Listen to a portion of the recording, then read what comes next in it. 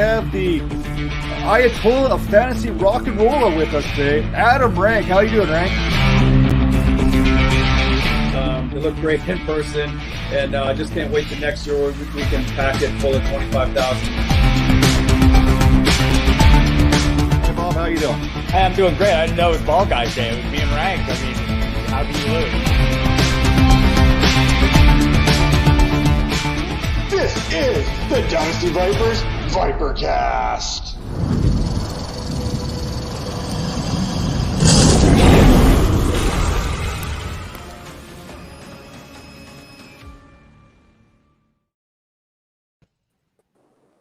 And welcome to the Dynasty Vipers ViperCast. This is episode 73. See, I wrote it down this time so I would have it ready to roll. For the first time ever, we got the episode right off the get-go.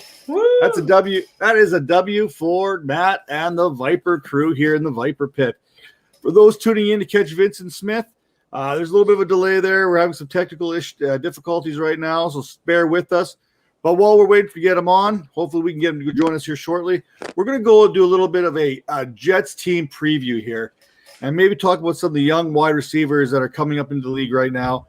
And hopefully we get him in here sooner than later, but we know how these things go with technology and how that's all been running lately. So hopefully Vincent can join us here shortly. But until then, you've got Major, you've got Tara, and you've got myself here. So hopefully we can carry the load and hopefully you can listen to us as much as possible. That said, New York Jets. You got what's your first impression, Major, of the New York Jets this year? My first impression is either Zach Wilson or bust. Like, if he does not perform well, that team will go defeated once again. But I do like the young core. They have some really good young receivers. I love the acquisition of Corey Davis. I've always been kind of a stand for him. I don't think that offense he was in Tennessee was for him. So him changing locations was a plus, I guess. Like Denzel Mims, he showed out a little bit. He needs to show that he can stay on the field.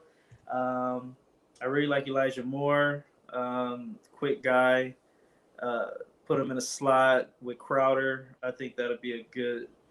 But the running back situation is another thing too, where it's like, is Michael Carter the man there? Is Tevin Coleman the man there? He has experience with that 49er style offense. And Michael Pirine still there too. So they have some interesting pieces on offense. I haven't really looked at their defense too much, but because I'm a fantasy guy and I love offense. So Tara, what do you got? Yeah, I'll start us off with the running backs real quick, and then we'll jump to the wide receivers. But my bold prediction for the running back situation, I know a lot of people are shaky on Michael Carter, but I do think he'll overtake the starting position. And, from a dynasty perspective, from our namesake, I think he's a good investment in terms of a low draft opportunity, low buy opportunity. And in my opinion, he's going to be someone that's kind of sneaky in there throughout the season. And his skill set is his skill set's pretty wide variety. And a lot of people are kind of scared with him in terms of, like, when you think about the North Carolina offense and the success of both the running backs there. I know a lot of people think that maybe it's just the offense and the system that they have there. But I do predict that he's going to have a good season, a good start off to his career there. But diving into the receivers, you mentioned a lot of great ones. Elijah Moore, I do love Corey Davis. I'm a little torn on whether it's going to be Elijah Moore or Corey Davis that takes over that wide receiver role. I don't think it's going to be Mims. Sorry to Mims lovers out there. I'm sorry. I really don't. He's talented. But on a positive note, if a lot of people don't see him as someone who's going to be that number one option, again, great low value trade opportunity there with him. But in my opinion, it's going to be possibly Elijah Moore that's overtaking Corey Davis there. But someone also to keep out for, you mentioned Jameson Crowder. I know there's been a lot of talk about whether he's actually going to be a Jet when the season starts. Right. And it's looking like he actually is going to be one. So again, that's someone who will obviously play a big role in the offense. He was their number one last year. There's no reason that he still can't be up there trying to compete for that number one spot. But then don't forget about Keelan Cole. Yeah, Don't forget about him. Good job, Brian. Don't forget about Keelan Cole. He's a very versatile player, and a lot of people forget that he's also, while he is older in age, he's only been in the league for like maybe 4 or 5 years. So there's not a lot of wear and tear on him. So he's a good option as well as somebody who can get in there and be a versatile wide receiver. Yeah, just kind of touching base here, kind of wrap this up in a nice little bow. Major mentioned Wilson or bust. James Morgan and Mike White, those aren't exactly veteran presence in the quarterback position. Do they maybe add another quarterback when camps start going and cuts start going? That's a possibility there in Gotham. The running back position is very interesting because you've got 4 very similar style running backs in LaMichael Pirine, Tevin Coleman, Ty Johnson, who's a favorite of Calvin's. Calvin loves himself some Ty Johnson, especially in the passing game. And then, of course, Michael Carter. We know Michael Carter is going to factor into this offense. Early indications are he is showing very well in the early portions. So you could probably pencil him in as a 1B at worst. So then you look at these other backs. Who is going to be that kind of Javonte Williams to Michael Carter type role? Who's going to be that more of a thumper of a back? They're all built very similar. Probably LaMichael Pirine gets a little bit of an edge. He's a little bit bigger than the other two, but they're all pretty much the same in that same build right now. I can't remember what the size is exactly. I think it's about 6 feet, 210, somewhere in that ballpark, and that's pretty much where they all are right across. But the wide receiver position gets interesting because our guest here tonight, Vincent Smith, missed some time last year due to injury. The Jets re-signed him in March, brought him back. They've seen enough of him to believe in him, like I believe in him myself. And then you got Corey Davis, who has a little bit of an injury history himself. Denzel Mims, who didn't play a whole lot last year due to injury. Jameson Crowder is getting a little bit longer in the tooth, but he should nail down that slot role. So in those 3 wide receiver sets, I still think you're looking at a Corey Davis, Denzel Mims, Jameson Crowder, and eventually Elijah Moore will come in and take that role from Crowder. It might not even be in 2021. The Jets may roll with a rookie quarterback, make sure they give him that reliable target. Now, Elijah Moore is going to get in on 4 wide receiver sets. Vincent Smith's going to definitely get in on 4 wide receiver sets. We've seen how these guys aren't able to stay healthy the last couple of years, so I think they're all going to factor in. Keelan Cole, you mentioned, don't forget about him. And Jeff Smith even factored in last year. Like, this is how bad the Jets wide receiver core, because of injuries, was last year. So you got to keep that all in mind as we look at these Jets. But the thing I like the most about the Jets is they have addressed that offensive line, especially on the left side. Last year in the draft, Mekhi Becton, they brought him in to play left tackle. This year they drafted and moved up for Elijah Vera Tucker. So that left side is pretty much secure. A little bit worried on the right side with George Fant. He's not one of those guys at right tackle that I believe too highly in. And then, unfortunately, there's a guy named Van Rotten playing right guard. I feel like having the name Van and Rotten probably disqualifies you from having a Pro Bowl type season going forward. But it sounds like a good band name. It is. It's a fantastic band name. I think you can mix a little bit of grunge rock in there and stuff, which we like to talk about music on the show every once in a while as well. But I got my dog trying to make a little bit of an appearance here. But. He's like, oh, get out of here. Oh, here's a question for you guys. What do you guys think about Michael Carr's size? Can he be the RB1? Because, he's coming at 5'8", maybe 200 pounds. A lot of people, North Carolina, they had the Thunder Lightning type setup going there. Do you think that he has the durability, I guess, to be the RB1? So I think it depends on where the Jets go offensively, excuse me, with their scheme offensively. Because, he's small, but he's not incredibly undersized where if they utilize him the correct way, that he won't be able to be an RB1. So in my opinion, it's there. They just have to, they have to utilize him right. He's not a ground pound every single down for 3 downs. They're going to have to use him in a unique way. I agree with that. I think Michael Carter can be an every down back. You talk about being 5'8". He's already 202 pounds. He puts off a few pounds on in the offseason, gets in with the professional teams, the strength and conditioning coaches. We've seen smaller backs. Aaron Jones Tara, you are a Packers fan. You know Aaron Jones. He's a small guy. He's about the size of one A.J. Dillon thigh, right? We're in thigh season right now. We're in to see how many grown men can crush watermelons with their thighs and their quads. Aaron Jones is not a big guy. He's about 5'8". I don't even think he's 200 pounds right now either. With Michael Carter, I think was 5'8". Like, yeah, it's true. But they do use Aaron Jones very uniquely. They don't put a lot of so that's why they don't put a lot of wear and tear throughout the entire season on him. And maybe that's something to the Jets. Let's be honest. The Jets are still not in that situation where they are going to be ahead very often in games where they can wear teams down. They'll probably be in that close game kind of thing, or they're going to need to throw the ball to play catch up for the most part. We talk. Their defense isn't quite there. It came on strong towards the end. They got some good pieces there. Sheldon Rankins, Quinnen Williams there at tackle. C.J. Mosley comes back. He wasn't there last year. Marcus May, Austin Davis, he's back. So they've got some pieces there on the defensive side of the ball, but I still think they're going to be trailing a little bit in this season, which may kind of cut back on some Michael Carter touches and save some tread on those tires. Fantasy FB season, he's coming in here strong. Thoughts on Miles Sanders now and for the future? Speaking of small backs, Miles Sanders isn't a giant either. So let's give this one to Major. Major, what do you got? Miles Sanders. He has big quads or thighs or whatever. Very into quads. I like Miles Sanders. I've liked him the whole time. I like his style. He's smooth, shifty runner.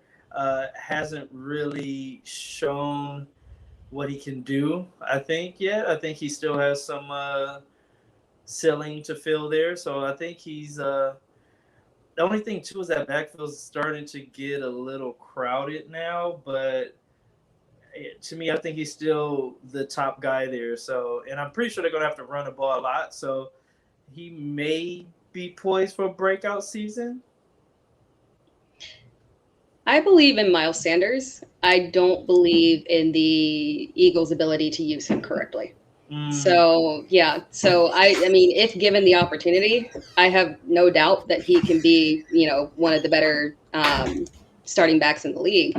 But my problem with the Eagles is that I think they're still going to employ the committee. When they drafted Gainwell, that was kind of like a head turner for me because they've got, and they didn't get rid of any of the bodies in there. I imagine they'll still use Howard at the goal line. They seem to really want to employ running backs in very specific situations. And even if, Miles Sanders is super capable of being that guy, I just don't know if they're going to let him. Well, let's not forget, they've got Jordan Howard there. You mentioned Jordan Howard. You met Boston Scott is there. Kerryon Johnson they brought in. So they've got a bunch of running backs. Kenneth Gainwell you talked about. The big key for me with the Eagles here is that continuity along the offensive line. Last year they had 13 different starting lines in like the first 14 games. Whether you're the quarterback in Carson Wentz at the time or the running back in Miles Sanders, if you can't trust that offensive line because there's so much turnover week in and week out, it's going to really affect how you go forward. And we've seen how Nick Sirianni, he used Jonathan Taylor last year. He used Nyheim Hines. He probably would have used Marlon Mack if given the opportunity. But so we'll see. I think you're going to see Miles Sanders get there. It's going to be, who's that going to be that 1B? Who's that guy going to take about 30% of the snaps? Now, unlike Jonathan Taylor, I see Ryan's kind of jumping in here with a comment. Unlike Jonathan Taylor, Miles Sanders is not a rookie running back. He knows how to pass protect. He's been around. He knows the NFL. I think that kind of hurt Jonathan Taylor last year was the inexperience being a rookie where Miles Sanders doesn't have. But you're going to look at one of these running backs for sure, either that being Gainwell or Kerryon Johnson. I think Kerryon Johnson's a sneaky pick here. I think he is the 30% running back. He can play in the passing game. He's pretty good in pass protection. And when you got a rookie, Jalen Hurts may not be a rookie anymore, but he's still a young quarterback, and this is his first full season under center. Mm-hmm. You want to make sure you protect him. You've got him weapons. You've got Jalen Reagor. You got Devonta Smith on the outside. Mix in some Travis Fulgham, maybe some John Hightower, some Quiz Watkins. You got some weapons for him. Jalen Hurts is going to move that pocket. He's going to slide it. They're going to do some slide protection with him, and that running back, whether it's Kerryon Johnson or Miles Sanders is going to have to go with him. We know Miles Sanders is effective in the passing game, and this is where Tara kind of alluded to, if they use him correctly. If the Eagles would have used Miles Sanders, even though they couldn't run the ball last year, if you get Jalen Hurts out on the edge and you're dragging a Miles Sanders underneath, you're going to have opportunity for yak. I think that was a missed opportunity last year, especially because of the deficiencies along that offensive line. I really do hope. Go ahead. I think that's my summary of the Eagles there going forward. I really do hope that Johnson can really get a shot. I don't think he got a good shot out there in Detroit. So hopefully he can have a resurrection of his career. And I'm big on Gainwell. He's undersized, 5'8", 200 pounds, but that dude kept Gibson on the bench, when in college. So that to me, he's explosive player. You can get him the ball, and like you're talking about yak yards, that's what you're going to get with Gainwell. And Gainwell, this was a worst case scenario position to land in for Gainwell. Yeah. I think going into the draft, I had him as RB4. I was hyping on him this is the dude. This was the dude, like you mentioned, that kept Antonio Gibson off the field at Memphis. So you're okay, I need to get this guy. And then you see Eagles, you're oh man, Miles Sanders is already there. That offensive line really struggled, but they got Andre Dillard's back, Jason Kelce, Brandon Brooks, and Lane Johnson. Those are two big key guys to have back in your lineup.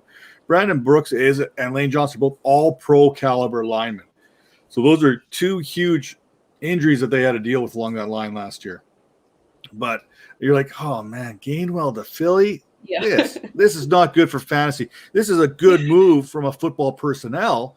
You can never have enough depth at that running back position. You've seen that if Miles Sanders would have went down last year, Boston Scott was there holding the bag. He was their next man up, so to speak. So there, I hope fantasy FB season. I hope we cover that a little bit for you with the Miles Sanders talk. I still believe in him. Tara still believes him.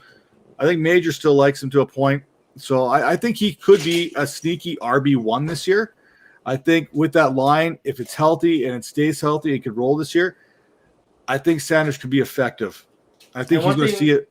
One thing a lot of the touches. I was going to say, I'm sorry to cut you off, but they're going to run the ball a ton because of the inexperience of the quarterback and the bad line. So they're going to have to run the ball. So he's going to have the opportunity to show what he can do this year. So we'll see. Well, and the other thing is you take a look at the rest of that division. What's the one thing that the Washington Football Club does best? They get after the quarterback, right? They get after the quarterback. How do you slow down a pass rush? Screens, quick hitters, draws, stuff to keep the edge off. The Dallas Cowboys went out there. They drafted Micah Parsons there. Very good linebacker, but also good coming off the edge. You pair him with DeMarcus Lawrence, who's getting a little bit older too, but you've still got a pretty good pass rush there in Dallas. They got Jabril Cox there at linebacker. So if you can keep these guys kind of guessing of what you're going to do, there's a chance to be effective.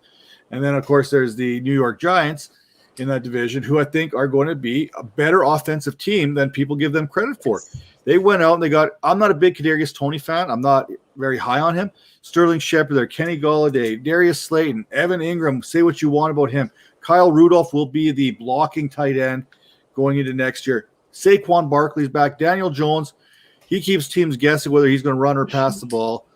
This is a very sneaky, good offense. This could be a top 10 offensive team in terms of yards and production last year, much like the Las Vegas Raiders that no one gives credit to because no one thinks of the Raiders as a top 10 offense, and that's exactly what they were.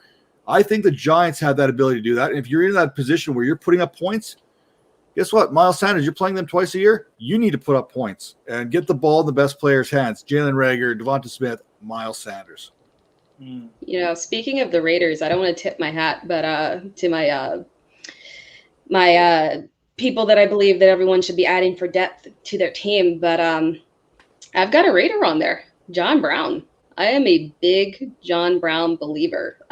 He has been one of the most low-key, consistent, good floor guys prior to last season, and which was, an injury anomaly. He just, the injury, he couldn't get past it. He kept trying to come back. It didn't work out, and he couldn't overcome it. But if he heads into next season healthy, I can see him being, that Nelson Aguilar who suddenly appears as the wide receiver 1 option. And of course, they're still going to, number 1, go to Waller, for sure. That's not going to change. But being that next man up in the receiving game, I think that's John Brown's spot. So, I'm really big on him in terms of what he adds to the season next year. But can he stay healthy is the key. Well, and the Raiders don't have a Stephon Diggs. They don't have that. But they kind of got that Cole Beasley kind of role in Hunter Renfrow. He's kind of already there. So I'm kind of looking at the Bills versus the Raiders as far as that wide receiver room goes. The Raiders added some guys. Willie Snead, I think, is there. Hunter Renfrow. Edwards is back. Let's not be disrespecting Edwards. Henry Ruggs, they still believe in to a point. I think we can all agree it was a bit of a reach when they drafted him as the number 1 wide receiver in that class, passing on guys such as CeeDee Lamb and Justin Jefferson. And I'm not going to get too much into it because no one wants to see me cry live on TV. I'm with you, man. I agree. Like, my guy that I want, the receiver I want from the Raiders is Edwards. When he was on the field, he made plays, and he had like a different energy. Like he had a different like feel to him. So I'm a big Edwards fan. Been at when he was in college, and if he can stay healthy, I think he has a chance to be that wide receiver 1, especially learning from someone like John Brown, who's a vet's vet. So I think he has a good shot. Well, Tara, you're the resident Clemson fan. You know the area well. You know Edwards out of South Carolina. You probably heard his name a few times over the years. Huge breakout season as a freshman. Like he came on out there strong right off the get-go. Very similar to Vincent Smith, who had a breakout age of 19.2. If we get a chance to talk to him about that. But Braylon Edwards broke out at like 17.9 or 17. It was an absolutely insane number for breakout age. And we basically, as a community, we hyped him up and we tore him right back down over the next 4 years there. That's what we do best, right? That's basically, as analysts, that's what you do. That's why we're not allowed nice things. Let's be honest. But Edwards, we know has the ability to be a alpha type receiver. We saw that in college. We saw that breakout. A lot of people look to that breakout age as a huge factor in being able to tell if a wide receiver is going to break out in the NFL, if he has that ability to be a number 1. Edwards had that. You know him a little bit from South Carolina. Vincent Smith, if he jumps on here today, he's from that South Carolina area as well. So trying to tie everything in nice and neatly to the show. Yeah. But were you in that South Carolina, or were you already moved on by the time Edwards was coming around? I've been in Houston for 10 years. So outside of Clemson players, I'm a little biased, and a little, is that what we're going to call it? I am, yeah. And I'm a big ACC defender too. So in terms of the teams that I'm watching and defending, yeah, well, it's painful, but I try. But in terms of the teams that I pay the most attention to, it's exclusively ACC teams. And that's not necessarily a bad thing. The ACC has been putting out some pretty good players. We've seen Clemson, that we've seen that the wide receivers that have come out of Clemson in the last 5-6 years, going back to Martavius Bryant, you know what I mean? We've seen that. The ACC is starting to put out some. We've seen 2 guys coming out of North Carolina this year, in Diami Brown and the recently injured Daz Newsome. And both these guys I thought were going to play a huge factor in these teams. Daz Newsome kind of fits that role of what that slot receiver in Chicago will hopefully look like, and give Justin Fields a very reliable target going forward. And Diami Brown is the perfect complement to Terry McLaurin. He really is. We've seen Diami Brown and Daz Newsome work. Funny how North Carolina gets that to work, right? 1A, 1B, Javonte Williams, Michael Carter, wide receiver position. They had themselves Diami Brown with Daz Newsome. Well, guess what? Diami Brown does not need a lot of targets to be effective. He is a deep ball threat. He's not a blazer. He doesn't run much more than a 4.5 40. So he's not your true definition of a deep threat, which was a conversation we were having on Twitter not too long ago. But he's very productive with those touches. And he is, like I said, you put him opposite of Terry McLaurin, I think you're going to have a very successful duo for a long time in Washington. For sure. And they really needed that second person to be able to stand up and play well off of McLaurin, just based off what they had there. And I think that kind of goes back to them having to rely on, which, I mean, it went well, having to rely on McKissick a lot in the pass game. So it'll give them an opportunity to still include McKissick, but have an actual true second wide receiver who can make an immediate impact.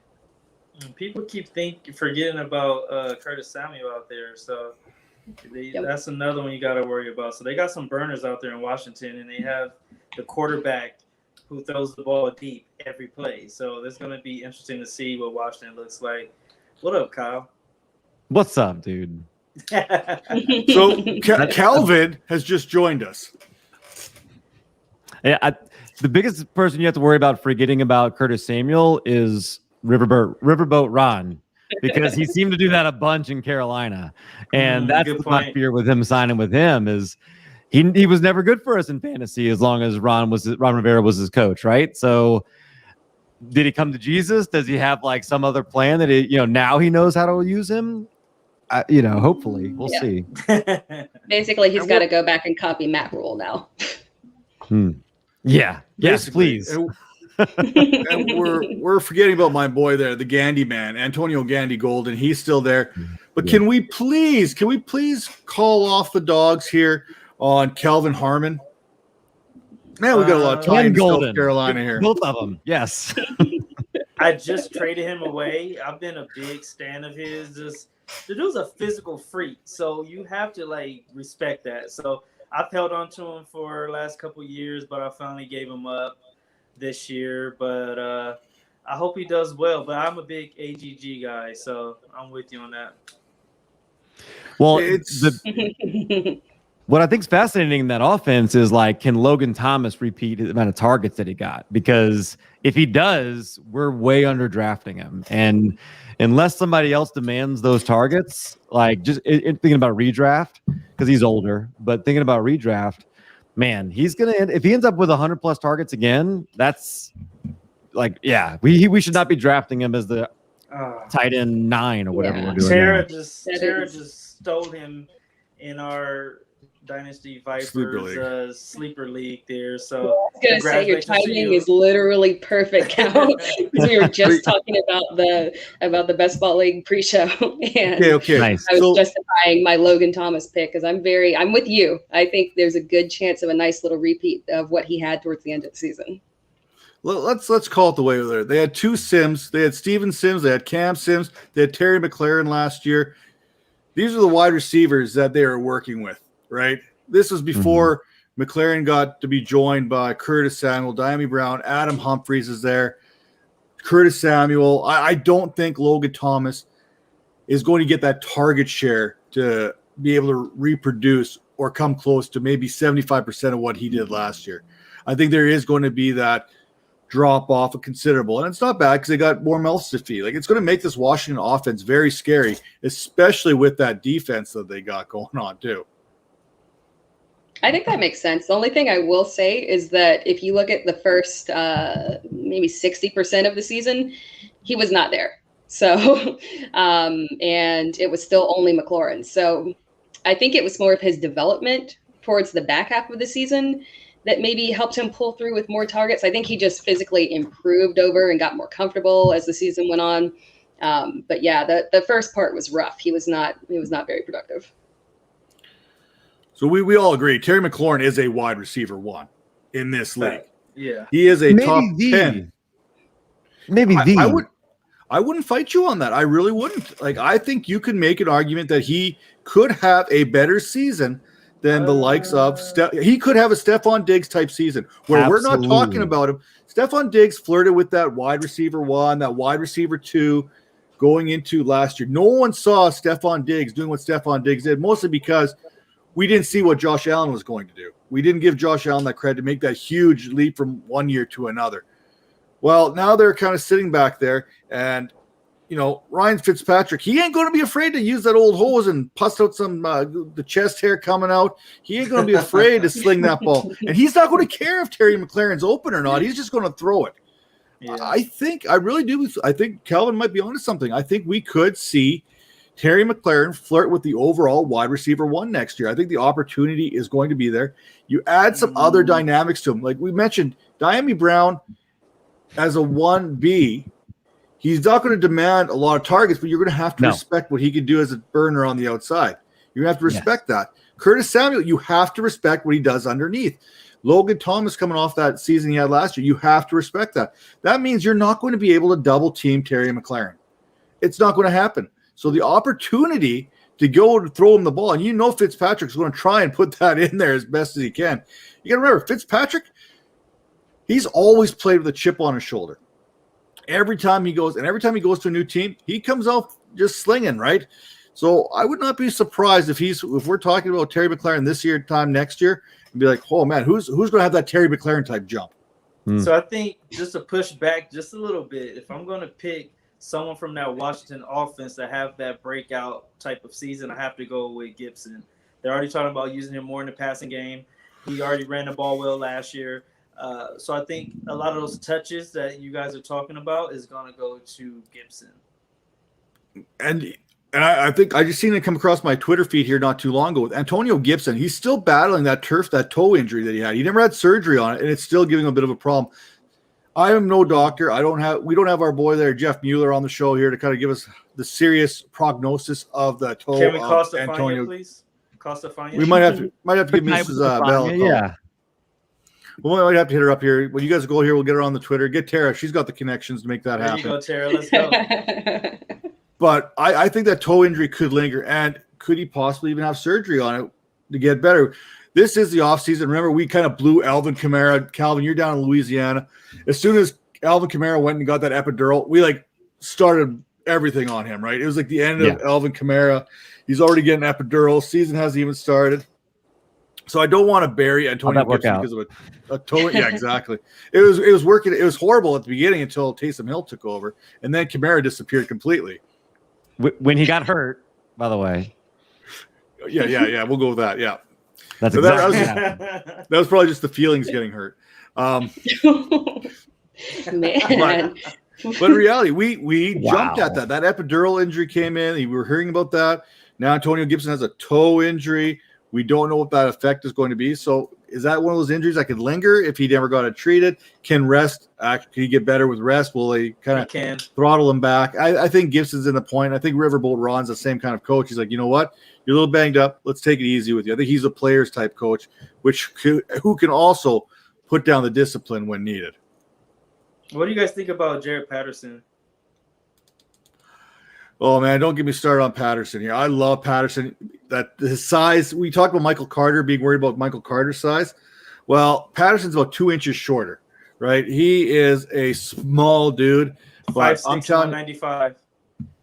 He's a bowling ball. He's got that kind of Martin muscle hamster kind of feel. I know he hates that. I know he hated that nickname, the muscle hamster, but he's got that feel. He's a ball of hate. You don't rush for 400 yards and 8 touchdowns in a game and not be good at football. You know what I'm saying? You have to be able to play, to put up that numbers regardless of who you're playing against and at what level.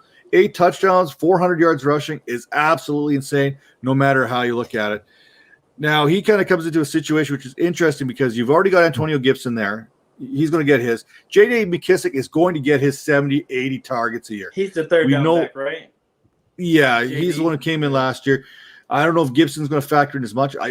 It's really surprising they don't use Gibson more in the passing game because, he was a wide receiver at one point. And then you've kind of got this is where it gets interesting. You've got Peyton Barber, who's probably penciled in as number 3. And then you've got a lot of you got Lamar Miller there, and then you've got Jonathan Williams, I believe. Jonathan Williams is still playing, and he's in Washington, and then Jared Patterson.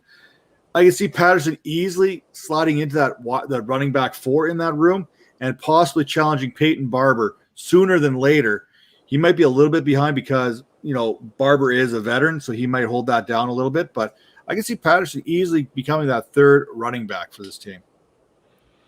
Yeah, I don't think I think they really – I think it's that not that they don't want Gibson to be involved in the pass game because they know his skill set, but they really, really like what McKissic brings. So I don't think anyone's gonna overtake McKissic's role. So I think that's a solid 1-2 punch there. So I wouldn't waver in terms of anybody else having much of a big future in the running back room for Washington. Yeah, Patterson's a good depth guy. I really believe in my heart of hearts that Patterson could be not a bell cow, but he could be an RB1. I believe when I watched his film, I've seen that out of him. What? Yeah, not the RB1. I mean, he could be the starting running back on a team. I'm still saying what? You don't do what he did. If I would have brought this thing up like last year, people looked at me the same way when I was talking about James Robinson last year. Oh gosh. You did what? Yeah, I will raise that flag as much as I can. We've got to take victory laps when we get an opportunity to do so. And I will take that. People were looking the same way when Patterson did it. All he needs is that opportunity. He's got the skill set. He's got the ability to run. He's not a burner. He's not going to break away, but he's that guy who could get you 15 yards per carry. He's not going to take the ball from the 5 and take it all the way down to the end zone. That's not his game. But he's very good in and out of cuts. His vision at the line of scrimmage is good. He's got good patience. He sees hole. He hits hole. He picks up the yards. He could be a very serviceable starting running back on a team. I'm not going to say RB1 like we're talking all together, but I want to get away from Jared Patterson before you guys keep bearing on me. And Fantasy FBCs, and kind of threw this out here, and I like this one because this gives Calvin an opportunity to talk about LSU. Well, yes, because there is an easy one, and that's Jamar Chase. And Jamar Chase would be the number one, regardless of where he lands, in my opinion. He's the guy that he's elite. You can put him with anybody. He's going to command targets. You know, think DeAndre Hopkins type. You know, like that's lofty, but in my opinion, that's who I saw when I watched him. He takes a year off. What was he, 19, and he won the Blitnikoff Award. Outplayed the Rookie of the Year who was on his team, and he had the most receiving yards in NFL history for a rookie last year in Justin Jefferson. So to me, the sky's the limit. Now you add in the fact that he gets his college quarterback who he put those numbers up with. I know that there's, everybody's freaking out about the offensive line. I don't know that there is a lot of talent and high draft capital that's on that line. I hope they figure out how to make it work. To me, that's more important than anything else. And if they do, he's not going to have a problem. I mean, did you want me to go into the other ones, or you want me to just talk about the number one? Matt? We can all right? You could talk about the fake number one if you would like. But just to kind of touch base, and I will never knock Jamar Chase. He's a fantastic talent. He's one of those guys I believed out of the draft was going to be an alpha type wide receiver. I believed him and his teammate Terrace Marshall both fit that alpha male size speed combination. Stuff that I absolutely love. But he's not mine, and I'll let you guys talk on it a little bit. I know he's going to get his, but when you've got Tyler Boyd and T. Higgins there to kind of spread that ball with, and Joe Mixon as well, the talent is there. The talent is there for Cincinnati if they can get the ball out. I know a lot of people are scared of that offensive line. They went out and they got Clemson guard Jackson Carman. They were able to draft him. He's going to be a good addition eventually, but he's not there yet. I think he's still probably a season or two away from being able to start in the National Football League. And then Dante Smith was the other guy they've got in as a rookie as well. But those do not address the holes that they've got along that offensive line currently. They went out and they signed a guy like Riley Riff there. They brought him in. Good addition there again out of Minnesota. Fantastic. So they do have one good lineman that I believe in. But I think there's too many mouths to feed for Jamar Chase to be effective, because my biggest worry is we see T. Higgins, what he was able to do last year, but Tyler Boyd performs better when there's an alpha across from him. Tyler Boyd's best seasons came with A.J. Green lined up opposite, but now you've got three of those guys trying to fight for the ball. I think Jamar Chase is fantastic. I think 1,000 yards, 8 touchdowns is definitely a possibility for him this year. So I'm not going to knock him because I think what he's going, but he's not my wide receiver one, because I don't think the target share, there's just too much of it for me to put him ahead of the other guys right now. Yeah, I'm going to punt to Tara because you stole all my thunder. Thanks, Matt. I'll go quick, and then I will let our expert. for sure, Cal talk. But the one thing that I will say in their defense, I really see them both. They're both Jamar and T being high consumption. And I think what you're going to see is them be very similar to DK and Tyler Lockett, but with more consistency. That was the problem with those two, is that it was boom, boom, boom, bust for the other. And there was no consistency in terms of where Russell was throwing the ball. And I think with those two, with Jamar and T, you'll be in Joe Burrow getting them the ball. I think he'll be able to spread it around pretty evenly, highly effectively, and at a very ridiculous volume. So I'm not scared of T losing a lot, and I think Jamar is still going to be that number one out of the class, and without a doubt. Calvin, back to you. Matt, if I was at your house and somebody said you were going to get, I was going to get 10% of the amount of food at your house, and somebody came to my house and they said you're going to get 10% of the food at my house, there's probably way more food being made at your house because you have way more kids, you have a big family, and all of that. So there's a lot more mouths to feed here. Yeah, is worth a lot more than 10% of the food at my house because I don't have as many mouths to feed. Joe Burrow, when he got hurt, was second in the NFL in pass attempts behind Tom Brady, and if he hadn't gotten hurt, probably would have finished as the number one through that time. So that offense, Zach Taylor wants to throw the ball. In fact, he wants to run more plays than anybody else in the NFL. He wants a high like lots of tempo. So Joe Burrow's going to throw the ball a ton. I don't think people realize how much he threw it last year and how much he won. The only thing he didn't have that made Herbert, more explosive, certainly in fantasy, is the touchdowns. He did not have a very good touchdown percentage. Insert the guy that had 20-something in college, right? And this is the guy he's going to be under in the red zone. He's going to have that connection, that short area. So when I think about fantasy, I think about he's going to get a lot of targets. All three of those wide receivers could get 100, 110, 120 targets. And the alpha, who is going to be Chase, I think could get 130. But what's going to help is they have such a good connection when you watch them. He didn't even have to get much separation for Burrow to be able to know where to put the ball. And Chase is so good at body control, adjusting his body to get into spots that the DB can have him covered and he's still able to catch it. And they're going to use that a lot in the red zone, in my opinion. So that's what they were missing last year. That's why I'm also really high on Burrow, because I think he can stay healthy all season. We're drafting him too low too. So basically, you guys are mentioning my entire best ball that we just drafted. I'm feeling pretty good. Yeah, it's not fair. Actually, I'm just trying to bash you the best I can. I think last time we saw something like this, we've seen the Dallas Cowboys kind of do this a couple times here, where they had Cooper and Gallup each go for 1,000 yards. I think Randall Cobb was at 896, and then last year they had Cooper, Lamb, and Gallup again, all flirting with 1,000-yard seasons. I think you're going to probably realistically see that happen in Cincinnati. Now, I don't know this. I don't know what kind of person Joe Burrow is. I've never talked to him. I don't know. I can't get inside his head. Talent's there, the arm talent, the receivers around him are good. I am concerned about that offensive line, but more so, I want to know where his head is mentally, because he is coming off a serious knee injury. And like our good friend D. Bro said, when he's seen a Twitter thing, look at this, Joe Burrow just threw it 60 yards. Well, you don't. Your ACL is not in your elbow. You know what I mean? That's what Derek basically said. Your ACL is not in the elbow. He could throw 60 yards. It has nothing to do with his knee.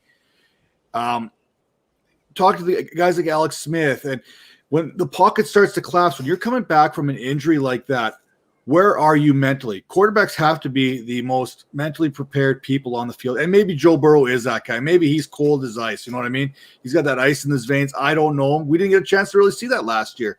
You know what I mean? But once you have that injury at your knee and there's bodies flying around your knee and you know that offensive line cannot protect you, you get that ball out a half second early. Where's that accuracy going to come? These are things I kind of want to see, and I don't think we're going to get any of those answers until training camp gets going, or at least till preseason. And if that, they might even hold him out, as a precaution, just to kind of reduce the risk of that. So before I crown Jamar Chase, my wide receiver one from this rookie class, I kind of want to see how Burrow, where he's at mentally. And I'm not knocking Jamar Chase at all. I think he's fantastic. I've preached this from the get-go. if you had Waddle ranked number 1 or Chase at number 1 or Devonta Smith at 1, I wasn't going to fight you on that because they're all fantastic wide receivers. It's just Chase for me is the number 3 still in this group. Can we get to my number 1 receiver in this class? If he would have been on the field, Jason Waddle would have won the Heisman Trophy. I think just him being explosive, the closest thing we have to Tyreek. So the guy is just amazing. Like, he had, 4 100-yard games before he got hurt. Every time he touched the ball the year before that, every time he touched the ball, it was pretty much a touchdown. So I really don't like his landing spot as much because I'm not big on Tua as of yet. But and they have a pretty stacked receiver room as well, with Fuller and what's his name, Parker, and I mean they're a little lesser names, but it's still a lot of mouths to feed in that offense. So and can Tua throw the ball? We still do not know. You know what I mean? So, but I think Waddle, talent-wise, is probably the best out of this class. What do you say? I will defer to everyone else because I will go on a tangent here because Waddle makes my sweatpants move. I love Jalen Waddle. Makes my sweatpants move. Writing that one down. Like it. Tara, I'll let you go, and then I'll let Calvin give the counterpoint about how Waddle is not a good receiver. A little bias there. I got a little bias there too, but no, Chase is still the number 1 for me. Waddle is insanely talented. I do question the landing spot, not as much because of Tua. Well, I'm not huge on Tua, but not as much because of Tua, just because of the amount of competition that they do have in that wide receiver core. And, to that extent, for me, in terms of who I would be looking at, I'd personally be looking at Devonta Smith over Waddle, just in terms of their landing spot and situation, because of the fact that I'm pretty confident that Smith is going to appear as that wide receiver 1 pretty quickly there. So yeah, it's still Jamar Chase for me. And talent wise, Waddle, yeah, but yeah, I don't think he overtakes Chase. Calvin? Well, I'm not going to knock him because I don't think Waddle's bad. I think Waddle is, to me, he's number 2. And I love where I'm getting him. Like, getting him kind of in the middle of the first round. Like, or I'll take that all day. That's, in rookie drafts, because I do love the landing spot. And I am sold on Tua. Not because I think I saw something last year from him that made me think, like, oh, this is the guy. But I saw it when he was in college. And I saw... Like he came to the pros and like he was hurt. Nobody was expecting him to come into the pros and necessarily go out on the field and be what Justin Herbert was last year because he was still coming off of those injuries. Plus, he had Chan Gailey as an offensive coordinator who was building an offense for 38-year-old Ryan Fitzpatrick, and it was not the offense for Tua. Like, it just was not what. So in the offseason, that's what the Dolphins basically said. They did everything in the offseason. Now, there were rumors about wanting Deshaun Watson, but yeah, of course you want Deshaun Watson. It's like, of course. Like, if you got an opportunity to upgrade to a mansion in LA next to Major, I'm going to take it. That doesn't mean I don't like my house. I still like my house. I don't know about that, though, because my understanding is people like Major doesn't even have air conditioning. So I don't know if I want to get in on that. I have air conditioning, but it gets pretty loud, so I had to turn it off. But yeah. Go ahead, Kyle. But, that doesn't mean that Tua is bad just because, like, they wanted Deshaun Watson. Of course you want Deshaun Watson. He's like a top 3 quarterback talent in the league. Like, it didn't work out. And then everything else that they did was they had a chance to draft a quarterback. Nope. Let's go ahead and move back so we can take either Chase or Waddle. They got rid of Chan Gailey and installed an offense that everybody, what they're saying is this is built to Tua's strengths. They added Will Fuller. They added his college guy, Jalen Waddle. They added a pass-catching tight end and Hunter Long in the 3rd round. They did things to surround him with the talent that he needs and the offense that he needs to produce. So I'm saying I'm sold on Tua because I love the prospect pedigree, top 5 pick, and the team, everything they did says they're sold on him and they're building around him. So take that And Jalen Waddle is going to have an opportunity to catch a lot of passes. And yeah, I'll easily take him as the second guy. So we all agree that Waddle and Chase are the top two. No. I think three is where Tara doesn't. No. I said, well, Waddle talent-wise, yes, but in terms of landing spot, I would take the chance on Devonta Smith. Yeah, I want to hear that. I got it. Waddle, Smith, Chase. That's how I got it. Mm. But here's my take on Waddle here, real quick, because it's first off, Waddle may not win the Heisman last year, but I guarantee you Devonta Smith does not if Waddle plays. That I know for a fact. They would have ate each other's targets and numbers, and there's no way Devonta Smith wins the Heisman with Jalen Waddle in the lineup, despite how good both receivers are. Two, Calvin touched on it. Tua, the Dolphins are building a team much like the Bills were building around Josh Allen. They're building around Tua. Josh Allen got some weapons there. Stephon Diggs. They brought in Cole Beasley.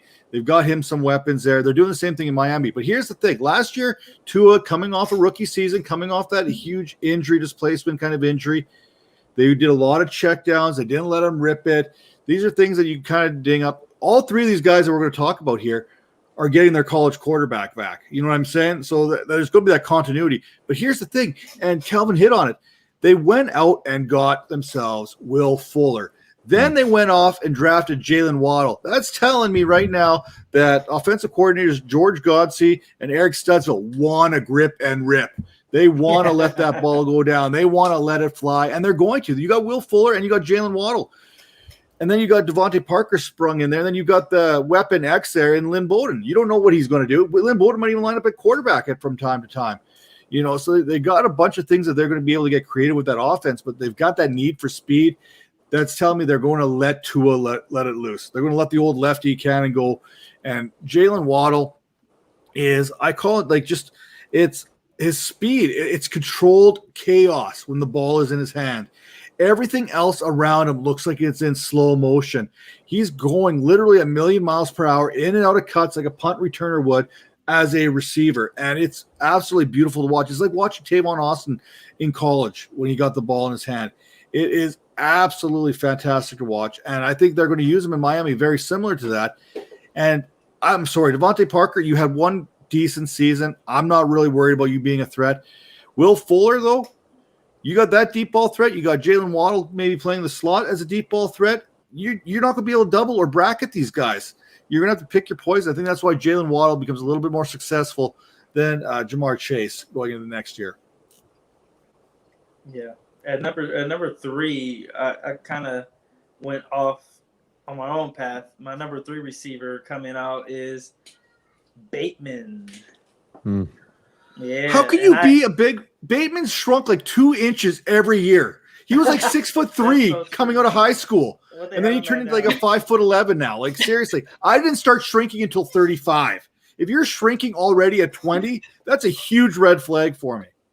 But just his route running alone and his athletic ability, this guy, he's one of those alpha type receivers. And I know a lot of people start to fade him a bit because of his landing spot, but I absolutely love his landing spot because he's coming into an offense where he's an automatic alpha wide receiver one in that offense. And they're going to have to throw the ball eventually. Like, they can't keep running an offense like this. They've shown that in the past they can't get over the hump in the playoffs by running the ball 100 times with the quarterback. So they have to throw it to someone, and he can end up with between 80 to 100 targets. And I see him doing a lot of yak yards. I can see him getting about 10 touchdowns. He's going to be the man there. So I love his landing spot. Major, why do you hate skinny people? Like, what just because Devonta Smith is like 145 pounds, why are you going to hate on him? Come on, man. But to your point here with Rashad Bateman, I think what the Ravens used to be like a place, like a wide receiver graveyard. It was never a good thing to go to there. Now they've got Marquise Brown. He's serviceable. He can do his thing once in a while, I guess. You got Mark Andrews there underneath. But I do like what they did with bringing in Bateman, who I do love him. I don't like the landing spot, but I love his talent. And you pair that with Tylan Wallace as well at Oklahoma State. And I think you've got Lamar Jackson, the first time in a long time, some offensive weapons that he can work with. So that's something to keep an eye on. But he's still behind Devonta Smith for me. I'm inclined to agree with Major. I thought that I thought if I'm looking in terms of what's best for the Ravens and how he fits in with them, yeah, I know the height's a little questionable, but he's still a big body receiver. And that's something that they didn't have. And if you look at what Lamar prefers, perhaps he just likes a big body to throw to. And who I think it's actually going to impact the most is Hollywood Brown. I don't think that he was meant to play the role that he was playing last year. And he needs somebody else in there to be the big body receiver and just to let him fly. So overall, it's a big upgrade for the Ravens offense. And I think it's worth it to invest in Bateman. He was my number 3 too. The landing spot kind of did, hurt it a little bit, but I did think that's where he was going to go. But yeah, I think it's a good situation for him. I could not possibly love him more as a player. And we do this sometimes where we make mistakes, right? Like we looked at AJ Brown and his landing spot and we said, oh gosh, they're not going to throw the ball enough. Like we gotta not take AJ Brown. And that was a huge mistake. This is not the same situation. The Titans threw the ball almost about 500 times last year. The Baltimore Ravens, people don't realize how little they throw the ball. They threw the ball 400 times, 100 less pass attempts last season than this Tennessee team. So there's so little passing being done in this offense. I know they go out and get weapons and hey, maybe all of a sudden they're going to turn into something different. It's such a stretch for me that they're going to go from being so low, 25 pass attempts a game. Okay. Dallas was almost 40. Pittsburgh was 42. Kansas City, 40. Atlanta, 39.2. Chargers, 39.2. The difference in the amount of targets that their weapons are seeing every game versus the amount of targets that the Ravens wide receivers are going to see every game. It's hard for me to buy into that in fantasy because, Major, what you said there, 80 targets, yes, I can believe that. But you're not getting a wide receiver 1 with 80 targets. Where I think he makes a lot of sense is in best ball, and I love drafting him in best ball because I think he's going to have a lot of really big weeks. But I don't think that he's the kind of guy that's ever going to finish as anything more, in my opinion, unless something drastic happens. I don't think he's going to finish as a wide receiver 2. I just don't think he's going to have that upside. Maybe he sneaks in there, barely gets into the top 20 because he has a lot of touchdowns. But he's working with so little targets, I just can't see it. You have to allow Jackson to grow. You have to allow that, Calvin. Well, it's not me. His offensive coordinator needs to allow him to grow. They need to let him to throw the ball. And until they prove that they're willing to let him throw, I don't know why I'm investing in the people that he's throwing to. You know what I mean? But they invested into a receiver early, so maybe they're trying to get him some help, It didn't help with Brown though. You put Brown on Dallas and you think Brown has the same stats or it looks the same way as he's looked with Baltimore? No. Go ahead, Sarah. You got it. No, I think that's a really good point, but I will counter that we have to remember that the Baltimore organizationally, they're not incompetent. And I think that they've seen the light, that there is no possible path forward to beating Kansas City or Tampa Bay Buffalo. or say that, San Francisco is able to turn around with Trey Lance and, those type of teams that are going to air it out. I'm not saying Baltimore has to suddenly turn into Kansas City, but I think they're well aware of the fact that they can't move forward like this. So I do think they're going to increase the pass volume. Well, I'm going to counterpoint on you, Tara, here, and you're probably going to hang up and leave on here. But I would say that Baltimore is incompetent because they thought the answer was Sammy Watkins. They thought the answer was Sammy Watkins. The answer is never Sammy Watkins. Even when we were talking about the Baltimore wide receivers, we never mentioned Sammy Watkins. That said, Devin Duvernay, I think, is a sneaky play this year. I think he's going to do some noise here in camp. And Duvernay's a guy out of Texas, from last season. Didn't get a whole lot of run. I think he's a guy you got to watch out for here. I think he's going to be sneaky appealing. But give Watson a little love. I do like that pickup because he's going to be the veteran that they need because that receiver room is super young. They're all first-year, second-year players. So when you bring like a vet in there and the guy's a great route runner, great teammate, like he's one of those type of guys. So I think you need him to help these young guys mature. I hate you so much. Matt's never going to agree with the pro Sammy Watkins take, but let's say he goes to the high end of what you just said, Major. And I just looked at it. If he got 100 targets, puts him as getting the 37th highest total of targets in the NFL, but the wide receiver position. He's going to have to be so efficient with those targets if that's all he's getting. And he's super efficient. That's like his game. He better be. Yeah. And Lamar's going to have to complete a high percentage of that. Lamar Jackson is a great quarterback, but we haven't seen him have that kind of connection yet that produces when I throw the ball to this guy, I'm going to complete 75% of my targets. We just haven't seen it. Like I'm not saying it's not in there, but we just haven't seen that type with this type of downfield receiver. That would be hard. Hey, Tara, you want to defend Sammy Watkins? I know you got your finger up there a few times there to mention something. I do want to defend. I'm going to defend both Sammy and the Baltimore organization. So first of all, I think that Sammy is very realistic, which is why he was okay with going to Baltimore because, that was worth the best that he was going to get in terms of an offer. But he's reliable. He's a vet. He knows that he's not going – well, he knows his role, and we're not expecting a whole bunch out of him at this point. And I think he's well aware of that. But then to defend Baltimore, it's not like they paid him to be a wide receiver one. So we can't knock them for bringing in somebody on a low budget who has the potential to actually come in and, do more than let's say a Des Bryant contribution to the team maybe. So they brought him in there for a little purpose. It's not to be anything extremely important to the team.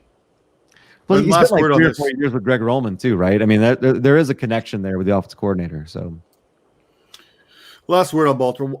We're going to move on to Devonta Smith right now, real quick. But why does Baltimore get a pass at the wide receiver position? They've been horrible at drafting wide receivers. We look at Miles Boykin; he came out of Notre Dame. We're giving these guys a pass because Ozzie Newsome did such a good job drafting previously and drafting for. They always seem to be a good team. Everything seemed to be going good. Lamar Jackson really hasn't had any weapons until potentially this year in Bateman and Tylan Wallace. So we'll see how that plays out here. Now, flipping gears real quick to my number 2 wide receiver. Apparently, Major and Tara's wide receiver 12 and Calvin's number 3 wide receiver, Devonta Smith. Why do you guys why do you hate on Devonta Smith? And that's not much. I shouldn't say hate on him, but why is he lower for your rankings going into 2021? Go ahead, Tara. No, he's not to me. I'm pretty confident that he's going to be the wide receiver 1 for that team. It's not Rager. It's not Fulgham. No, it's not Rager. I promise. So double down on it, huh? Yeah. So for me, I'm very confident in Devonta Smith's ability to be the number 1 receiver for the Eagles. I would definitely take him. I'm high on him. And I'm not scared of his height to weight ratio. My little son has the exact same height to weight ratio, and I'm very confident in his future. So. And right there, we've got the soundbite. That is fantastic. Right. It's funny. We make fun of the BMI and his low BMI, but I'll tell you what, my BMI was 36.5, and I'll tell you what, I ain't running no patterns in the NFL. It ain't going to happen. No, I like Devonta Smith as well. I'm just not really so on Jalen Hurd as of yet. I think he has potential, but it's going to be hard, and especially you're playing against press coverage of these big, grown 30-year-old cornerbacks. Like it's going to be a lot harder for Smith to get open. Go ahead. Go ahead. Is it? Is it though? Yeah. What Smith and Waddle possess is that shiftiness off the line of scrimmage. That's how they win. They've got that quick little jab, step, and move. You remember we talked about to Eric Crocker back in January about this. He would rather face Jamar Chase because it's easier to get a jam on him than it is to get a piece of Waddle and Smith off the line. So if a corner like a Richard Sherman type guy who likes to play press, who's very good at it, gets a hold of a Devonta Smith, yeah, he's probably not coming off the line. But if you whiff and miss on these guys, they're gone. Like they can flat out fly. And yeah, we talk about them being able to beat press, but we watched Devonta Smith beat press. We watched Devonta Smith be the man that everyone tried to game plan. Jalen Waddle went down, like you said, in game 4, and nobody could stop him. And everybody knew Smith was getting the ball. They tried to press him. They tried to play off him. They tried everything, and they couldn't stop it. Now, yeah, you're right. The bigger, stronger, faster players in the NFL might be able to get a lick on them, like the Richard Shermans who have made a living out of press coverage and probably pressed some of the best receivers. We've seen like Calvin Johnson back in the day. Richard Sherman was on him.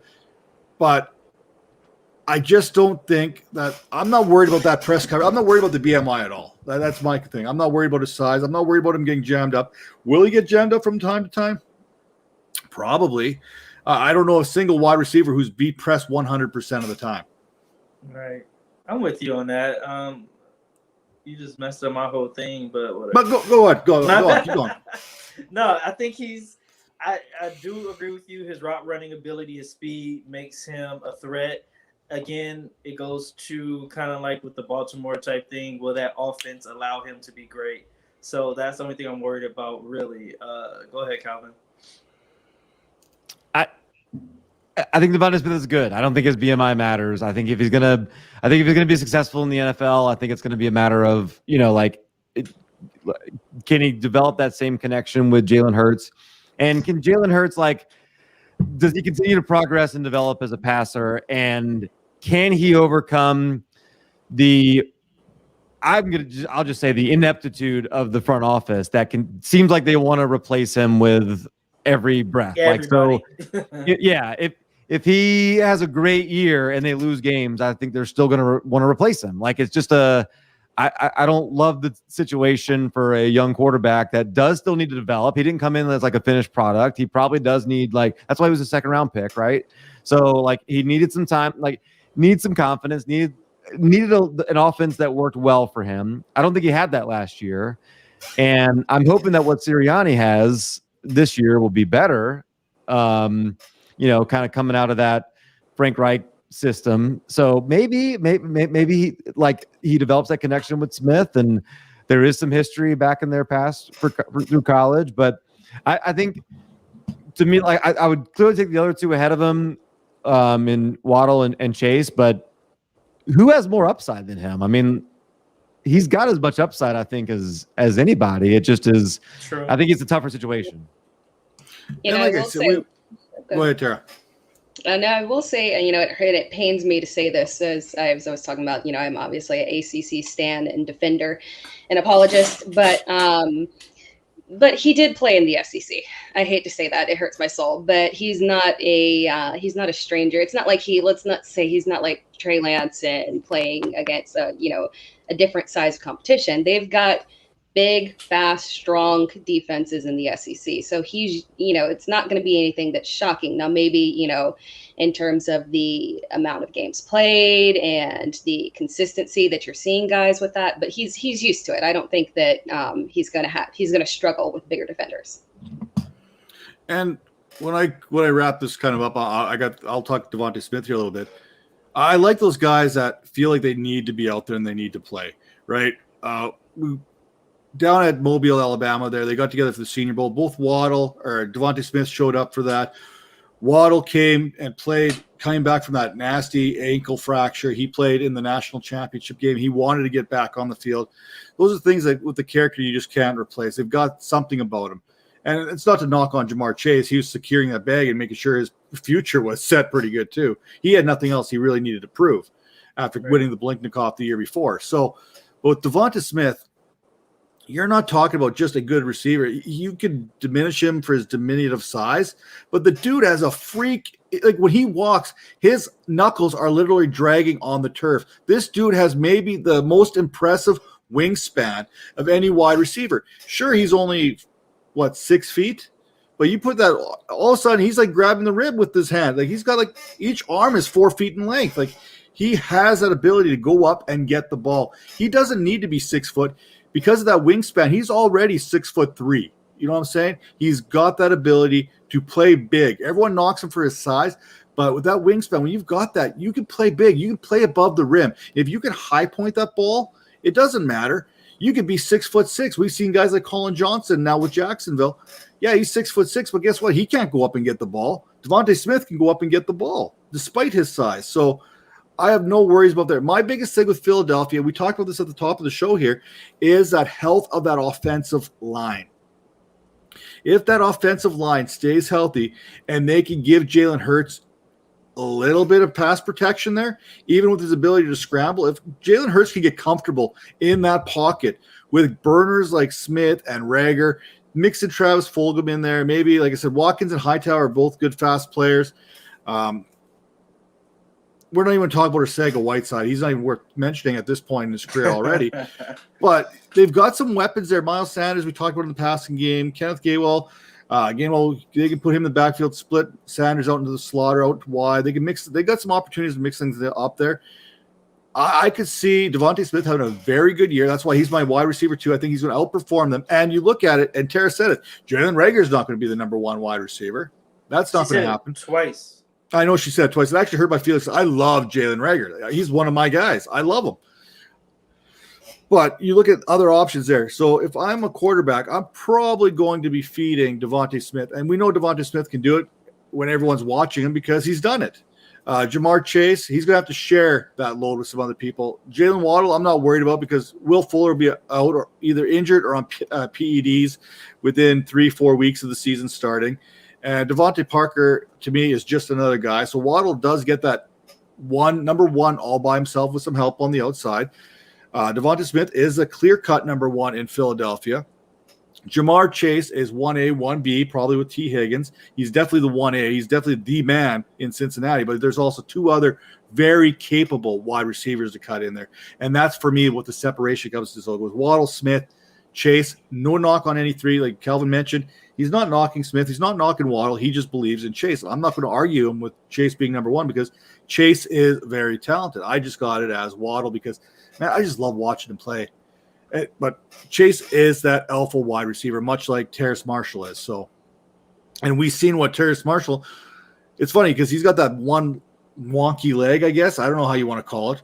But we watched what he could do at LSU without Jamar Chase. He did basically a poor man's version of Devonta Smith last year. When Waddle went down, Devonta Smith had to be the guy. When Chase didn't come back to play in the 2020 college season, Terrace Marshall was the guy. And guess what? Terrace Marshall didn't have no Joe Burrow to throw it. Calvin, you know exactly what that quarterback situation was like at LSU. So Marshall proved that he could be a very good wide receiver with limited sources. Yeah, I was very disappointed when I was disappointed that he landed in Carolina. Nothing against Carolina, but just with there could have been a better spot for him. I had a lot of high hopes that he would be able to go to somewhere where he could be at least a realistic possibility of a quick number two within the offense. And there's just a lot of talent receiver wise that he's got to play in with. Well, I think a lot of us probably had Marshall as our fifth ranked wide receiver on the board too, heading into the draft.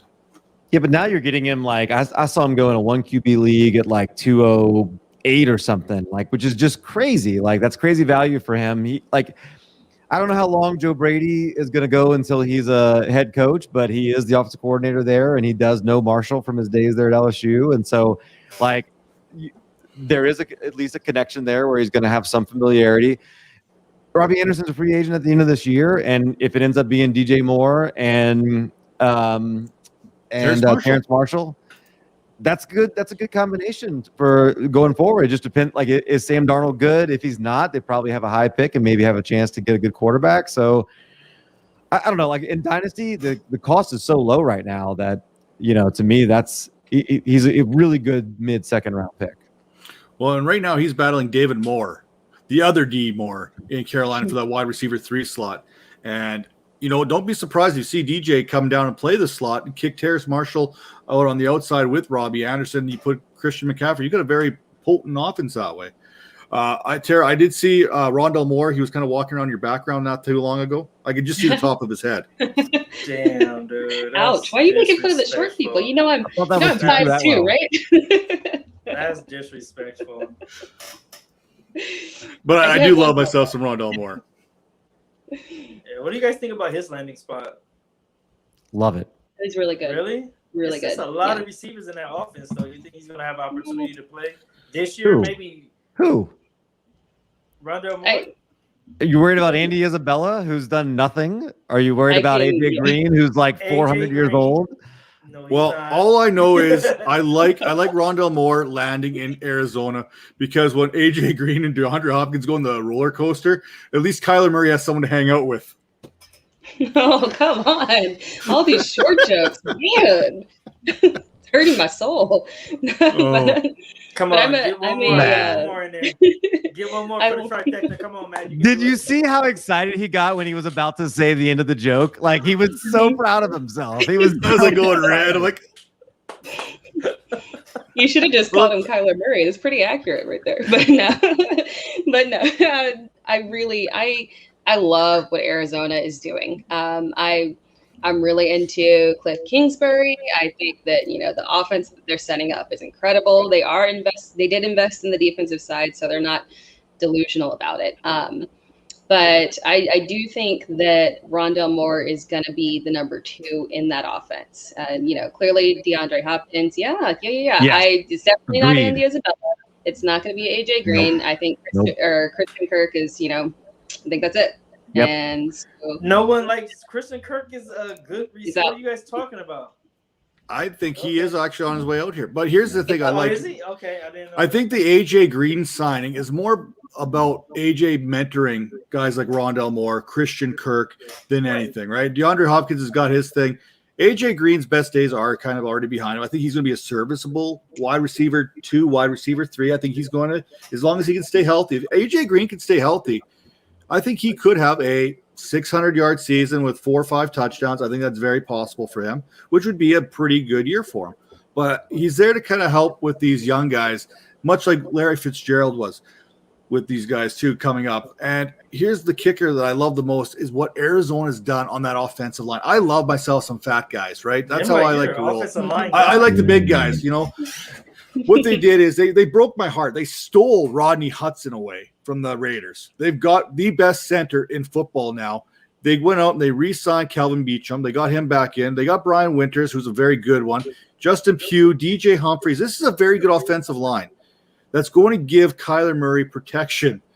And if Kyler Murray is protected and you've got guys such as Rondell Moore running underneath and free, and it don't matter who's covering Hopkins because we've seen him go up over 3 guys and snag the ball one arm with his eyes closed. We've seen that. It's literally on Twitter. If Kyler Murray has time, and here's the kicker: if you turn your back on Kyler Murray, first off, you're going to lose him behind that offensive line, and that's not just a short joke because it happens. You're going to lose him. You lose sight of him. But if you turn your back, he is gone. He is gone. He's going to be 15, 20 yards down the field before you realize what's happening. You throw Rondell Moore in there, some jet sweep action, a lot of misdirection, some RPOs. All of a sudden, you kind of fake the ball off to Chase Edmonds, fake the handoff to Rondell Moore. You get the whole defense going. Then all of a sudden, Kyler Murray kicks out the backside. This is going to be an exciting offense. I'm excited to see what Cliff can do with them, what Kingsbury can do with this offense, because there are some nice pieces in place. Rondell Moore might not be in the same talk with these other guys, but what he's going to do for this offense may be more important than what Chase and Devonta Smith and Waddle do for their offenses. And he might not get the yards, he might not get the touchdowns, but teams are going to have to game plan and take a little bit of attention off of Kyler Murray and a little bit off of DeAndre Hopkins. So AJ Green gets love for being a mentor in Arizona, but Sammy does not get love in Baltimore. Okay, got you, Matt. On to the next one. Do we want to compare Pro Bowls here? Do we want to actually compare Hall of Fame career versus Chick-fil-A? Because Watkins, the only bowl Watkins is going to get is a Chick-fil-A bowl. That's it. That's all he's going to get. I thought you were going to say another bowl that he's fond of, but okay. I wasn't going to go there. I felt it too. So yeah. So let's switch over to another Moore. Let's talk about Elijah Moore. What do you guys think about his landing spot? Love it. Well, for my boy Vincent Smith, I'm not a big fan of it because he's a Jet. He went there, and it's funny. This time last year, we kind of talked at the beginning of the show again. There was nothing in that wide receiver room. Like when it was all said and done, they were running with Jeff Smith. They were Vincent Smith was hurt. Denzel Mims was hurt. Rashad Berryman's hairline was starting to come right back here now because he's like 72 years old. You're so disrespectful. I know it's fantastic, but no one's paying attention to Rashad Perryman anywhere, who's now in Detroit. But Perryman was never the answer. He's not that guy. You know what I'm saying? He never imposed the fear. There's nothing in that Jets last year towards the end with the injuries, all that happened to be concerned with as a defense when you're going against it. Now they've redone that whole thing. You've got Jameson Crowder is healthy again. Denzel Mims is healthy. You bring in Corey Davis if he can stay healthy. Vincent Smith's there. We talked about Keelan Cole off the top of the show. You've still got Barrios there to contribute on special teams. So they've got some depth in that room now, some quality depth, which I don't think they had last year. I'm really interested to see what they do.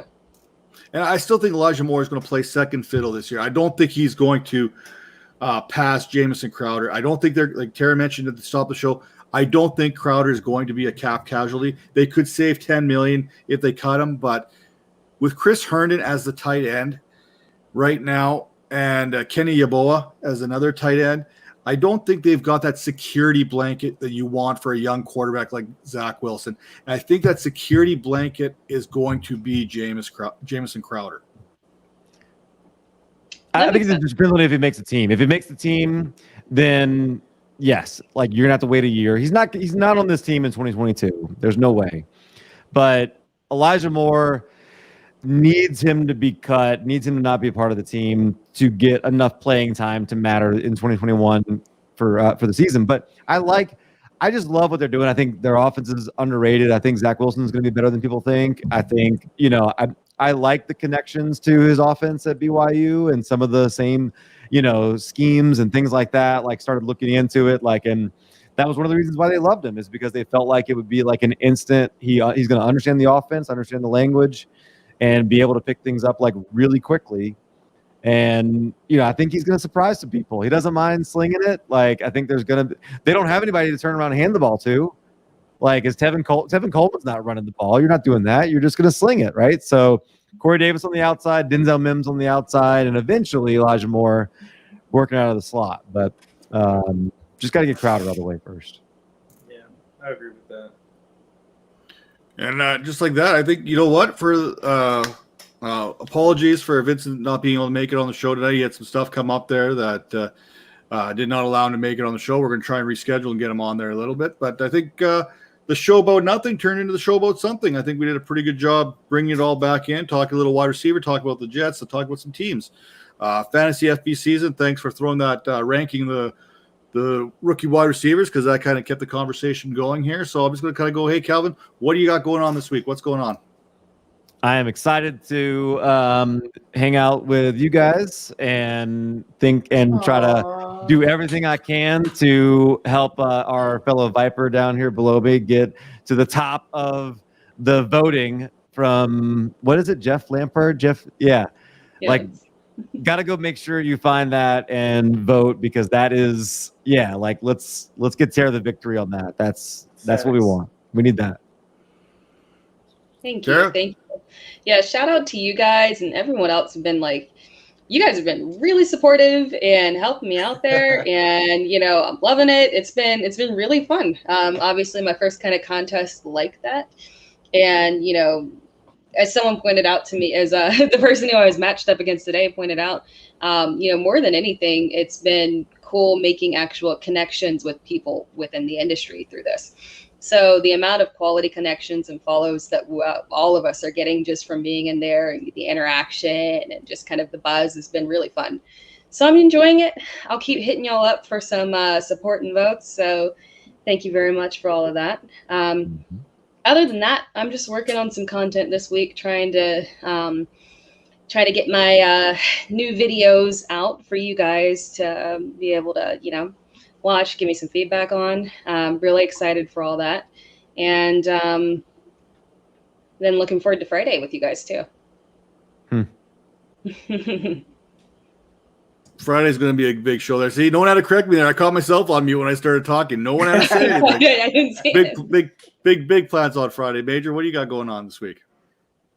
This week I'm like always. I'm in Clubhouse doing that thing, like try to build community there. We got the Champions League tournament going on in there, and that's it. Just providing content to Clubhouse and I'm gonna try to transfer some of that to YouTube and to Twitter as well. But right now it's just Clubhouse for the most part. Yeah, you got to make sure if you got a Clubhouse link, if you're there, make sure you're following the Dynasty Vipers. Make sure you're hitting up Major and Tara. They're big parts of the Clubhouse community as well. Calvin, he never said it on here, but make sure you're checking out his work over at DLF. Him and Tyler and the questions they're bringing in here, very entertaining, very engaging. You're going to want to check that out. There's no better source for Dynasty League football than DLF. It's right in their name. It's literally in their name. So you're going to want to make sure you check that out.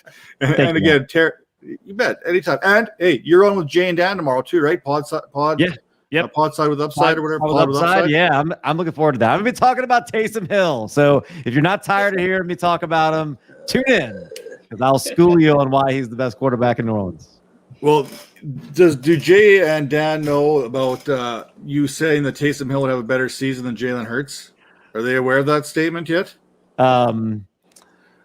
Well, maybe there will be. We'll see. I'm not sure. Pound the table, man. Pound the table. We might that might have to slip in the Thieves chat room there. And of course, Tara was just on the open bar last night. You know what? Go check out the open bar. Right. If you're watching any podcasts, Calvin, you've been on the show. We're gonna get Major. You got to get on that show there. The open bar is probably one of my favorite shows out there right now. You know, Jay, Mike, and Gabe, they get going on there. If you want your toilet paper takes, you got to tune in right there. You got to make sure you're tuning in for toilet paper takes on the open bar. Yeah, fantastic. Last night's show, I think, was two of our favorites there. Steffi Smalls was on there. Herms is on there, who's absolutely entertainment in a jar. Like, it's fantastic. And then I think Scott Fish, he made a little appearance there late in the show too. And Kevin, the engineer. All great people. You're going to want to check out the open bar there, especially when to catch that. Dynasty Vipers, like we said, we got a couple shows coming on Friday. We've got Adam Rank and James Coe. We're going to talk about a little bit of football, a little bit of wrestling. We're going to throw that all together. That's going to go on sometime in the afternoon. I want to say 1 p.m. Eastern. And then we're going to follow that up with a little bit of a nightcap at 8 p.m. We got Dominic coming on. We got Alex French. We got David Wilsey from DLF. They're going to be coming on. And they're going to talk about the struggles that come with being blind and vision impairment when it comes to fantasy football.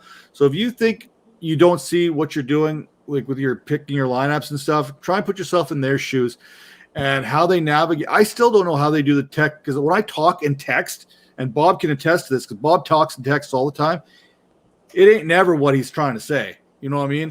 And I'm following these. It's amazing. I'm chomping at the bit to ask these questions and find out what we can do as a community to make things a little bit easier on these kind of with Dominic and Alex. Yeah, like I do have to add, Matt, that we had a conversation in Clubhouse, and that was one of the best conversations we've ever had. So it's gonna be a great show. So make sure you tune in.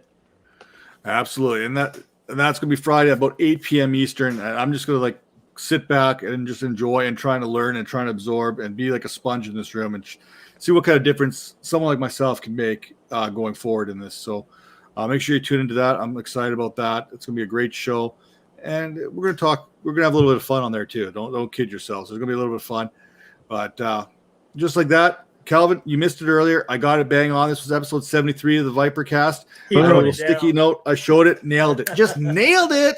That all came out very good. So for Calvin, for Tara, for Major, and for myself, remember the importance to vote. Vote Tara. It's Tara's time.